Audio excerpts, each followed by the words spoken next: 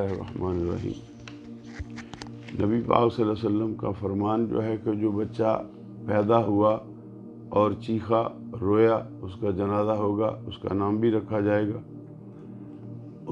اگر وہ فوت ہو جاتا ہے تو پھر اس کو غسل بھی دیا جائے گا، کفنایا بھی جائے گا، دفنایا بھی جائے گا، جنازہ بھی ہوگا۔ جو بچہ روئے گا، اگر رویا نہیں تو میرے نبی پاک صلی اللہ علیہ وسلم نے فرمایا ہے کہ پھر اس کا نہ تو جنازہ ہوگا، نہ ہی اسے غسل دیا جائے گا، نہ ہی اسے یہ جو مثلا کوئی بچہ جب پیدا ہوتا ہے تو کسی نہ کسی کا وارث تو ہوتا ہے، لیکن اس کا نہیں نام رکھا جائے گا، نہیں وہ کسی کا وارث ہوگا اور نہ ہی کوئی اس کا وارث ہوگا۔ یہ ترمذی شریف کے اندر بھی ہے۔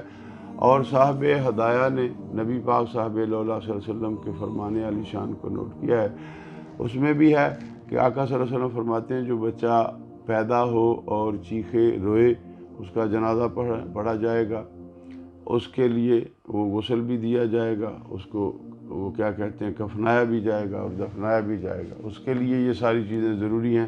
جو بچہ روئے گا یعنی اس نے سانس لیا،